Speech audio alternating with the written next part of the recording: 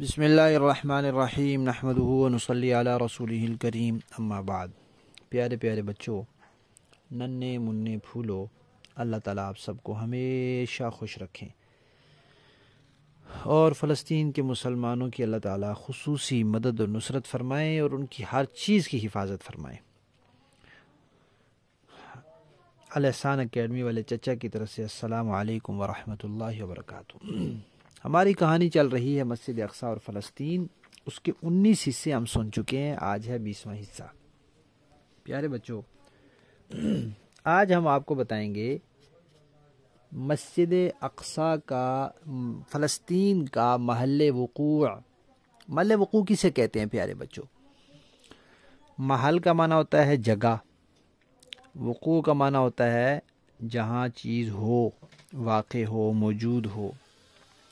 تو ہم یہ بتانا چاہتے ہیں کہ فلسطین دنیا میں کس جگہ پر ہے، کون سے ملکوں کے ساتھ ہے اور کس طرح کی اس کی شکل ہے، یعنی اس کا جو علاقہ ہے وہ لمبائی میں ہے، چوڑائی میں ہے، گولائی میں ہے، مربع شکل کا ہے، وہ کیسا ہے۔ ٹھیک ہے، تو پہلی بات یہ ہے کہ فلسطین جو ہے یہ ملک شام کا ایک صوبہ ہے۔ ملک شام کے 4 صوبے تھے۔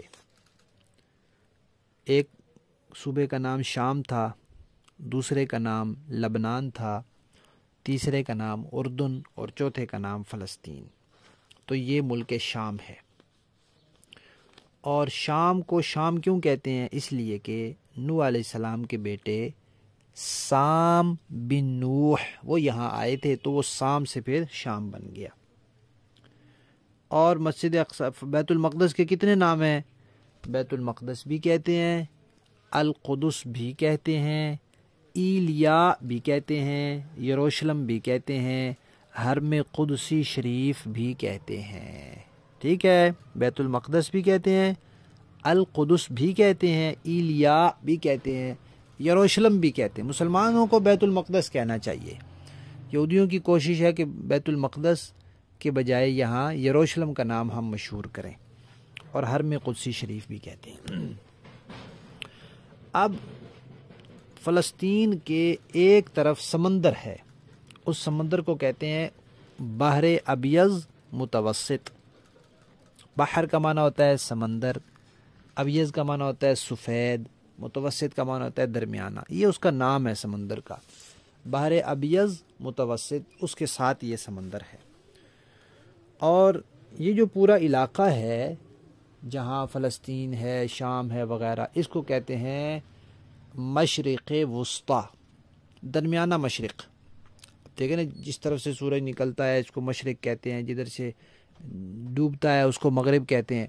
تو یہ جو امریکہ، برطانیہ وغیرہ علاقے ہیں ان کو کہتے ہیں مغرب، اور یہ جو ہماری طرف کے علاقے ہیں ان کو کہتے ہیں مشرق۔ ہم مشرقی لوگ ہیں، وہ مغربی لوگ ہیں، تو یہ درمیان میں ہے، تو اس کو کہتے ہیں مشرق وسطی۔ اس پورے علاقے کو، خطے کو کیا کہتے ہیں؟ مشرق وسطی۔ اب اس کے ساتھ سمندر ہے، اور ایک طرف لبنان ہے، ایک طرف مصر ہے، ایک طرف شام ہے، اردن ہے، یہ ملک سارے اس کے ساتھ ساتھ لگتے ہیں۔ اور دوسری طرف سے ایک سمندر لگتا ہے جس کو خلیج عقبہ کہتے ہیں۔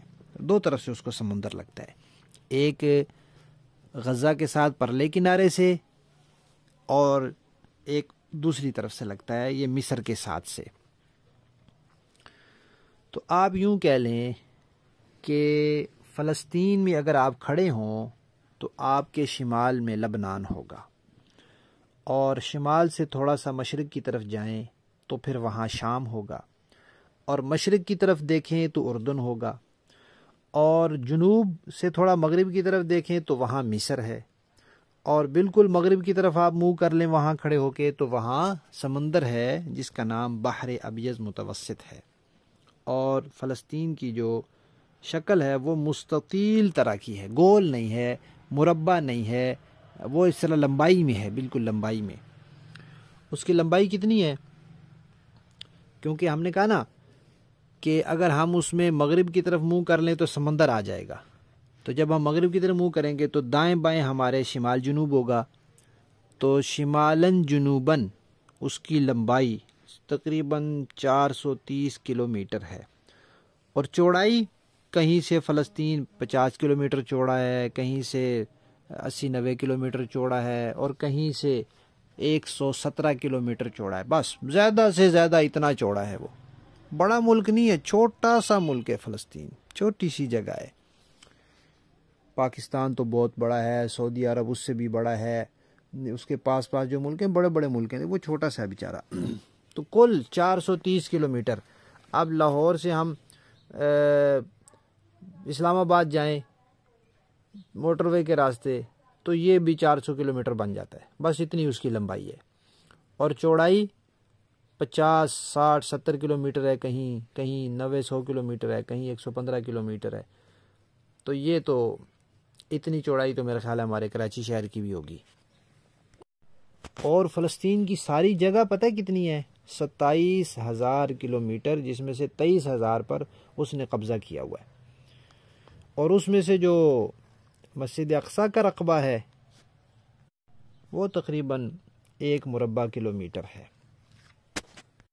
اور وہاں جو شہر ہے غزہ، جہاں اب اسرائیل حملے کر رہا ہے اور مسلمانوں کو مار رہا ہے، اور جہاں سے مجاہدین اس کے ساتھ لڑائی کر رہے ہیں، جہاد کر رہے ہیں، یہ غزہ کا معنی ہے طاقت، قوت۔ تو یہ غزہ والے جو ہیں بڑے طاقت والے لوگ ہیں، بڑی قوت والے لوگ ہیں، ایمان کی بھی قوت ہے، دیکھیں یقین کی بھی قوت ہے۔ اللہ تعالیٰ ان کی حفاظت فرمائیں، ان کی مدد فرمائیں۔